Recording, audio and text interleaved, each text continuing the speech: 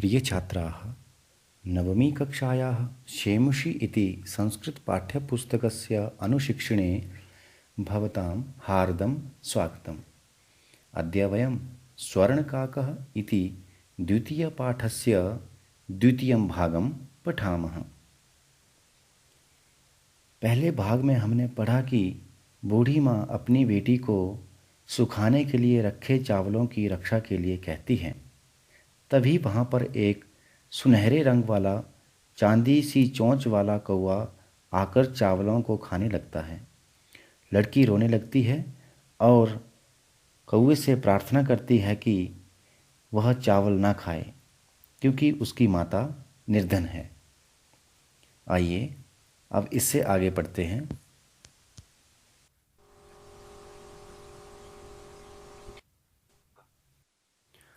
आदर्शवाचनं करोमि, भवन्तः शृण्वन्तु।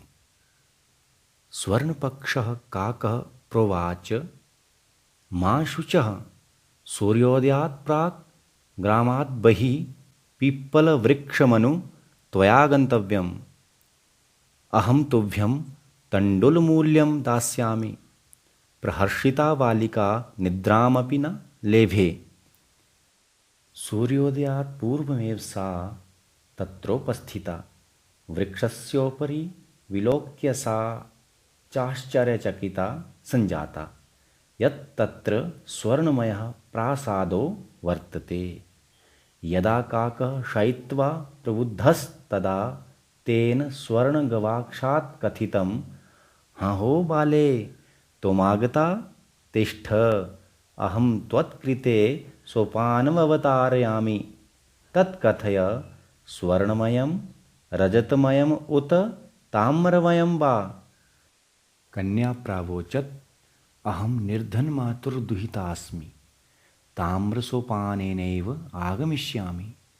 परं स्वर्णसोपानेन सा स्वर्णभवनमाससाद।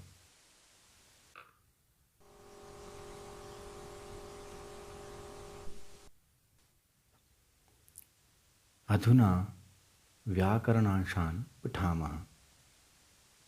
आदौ सन्धियुक्तपदानि पश्यामः। सूर्योदयात्, सूर्य धन उदयात्। ग्रामात् बहिः, ग्रामात् धन बहिः। त्वया गन्तव्यं, त्वया धन आगन्तव्यम्। तत्रोपस्थिता, तत्र धन उपस्थिता। वृक्षस्योपरि, वृक्षस्य धन उपरि। चाश्चर्यचकिता, च धन आश्चर्यचकिता। प्रासादो वर्तते, प्रासादः धन वर्तते। प्रबुद्धस्तदा, प्रबुद्धः धन तदा। निर्धनमातुर्दुहितास्मि, निर्धनमातुः धन दुहिता धन अस्मि। ताम्रसोपानेनैव, ताम्रसोपानेन धन एव।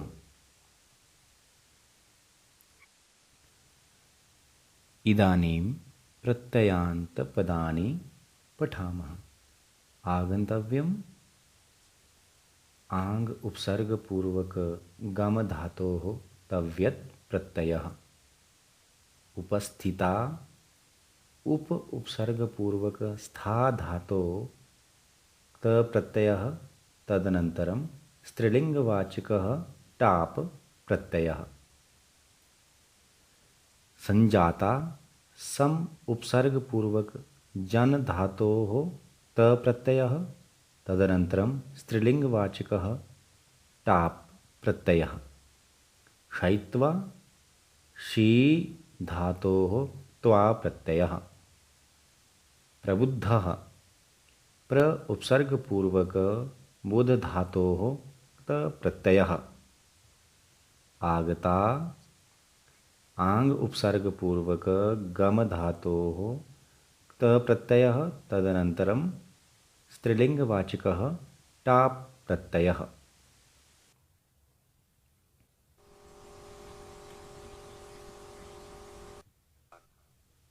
शब्दार्थान पठामः। स्वर्णपक्षः सोने के पंखों वाला। काकः कौवा। प्रोवाच बोला। माँ मत शुचः चिंता करो। सूर्योदयात सूर्योदय से प्राक पहले। ग्रामात गांव से। बहिः बाहर। पीपल वृक्षम पीपल का पेड़। अनु पास। त्वया तुम्हारे द्वारा। आगंतव्यम आना चाहिए। अहम मैं। तुभ्यम तुम्हारे लिए। तंडुल मूल्यम चावलों का मूल्य। दास्यामि दूंगा। प्रहर्षिता प्रसन्न हुई। बालिका लड़की ने। निद्राम नींद को।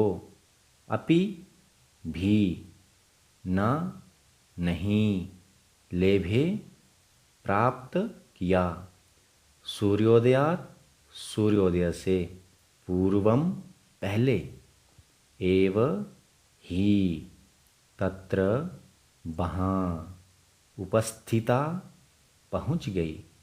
वृक्षस्य वृक्ष के। ऊपरी ऊपर। सा वह। च और। आश्चर्यचकिता हैरान संजाता हो गई। यत् कि तत्र वहाँ। स्वर्णमयः सोने से बना हुआ। प्रासादः महल। वर्तते है। यदा जब। काकः कौवा। शयित्वा सोकर। प्रबुद्धः जागा। तदा तब। तेन उसने। स्वर्णगवाक्षात् सोने की खिड़की से। कथितम कहा। हहो अरी बाले लड़की। त्वम तुम। आगता आ गई। अहम मैं। त्वत्कृते तुम्हारे लिए। सोपानम सीढ़ी। अवतारयामि उतारता हूँ। तत् तो। कथय कहो। स्वर्णमयम सोने से बनी। रजतमयम चांदी से बनी। उत की। ताम्रमयम तांबे से बनी। वा अथवा। कन्या लड़की। प्रावोचत बोली। अहम मैं। निर्धन मातुः गरीब माँ की। दुहिता बेटी। अस्मि हूँ। ताम्रसोपानेन तांबे की सीढ़ी से। एव ही आगमिष्यामि आऊँगी। परम परंतु।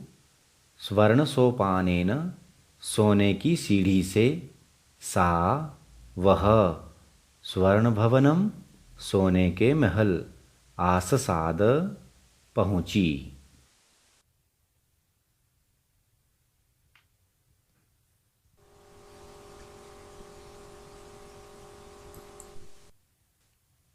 सरलार्थम पठामः।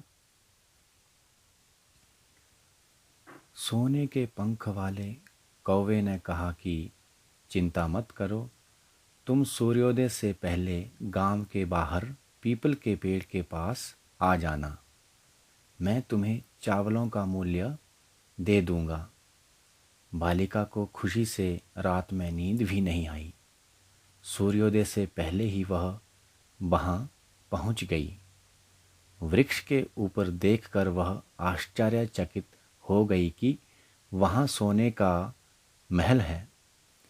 जब कौवा सो कर उठा तो उसने सोने की खिड़की से कहा, अरे बालिके, तुम आ गई। रुको, मैं तुम्हारे लिए सीढ़ी उतारता हूँ। तो बताओ, सोने की सीढ़ी उतारूं, चांदी की या तांबे की? लड़की ने जवाब दिया, मैं गरीब माँ की बेटी हूँ, तांबे की सीढ़ी से ही आऊँगी। लेकिन वह सोने की सीढ़ी से ही स्वर्ण भवन में पहुँची। प्रिय छात्राः, अद्य पाठितस्य भागस्य भवन्तः अभ्यासं कुर्वन्तु। तृतीये भागे पुनः मिलामः। शुभमस्तु।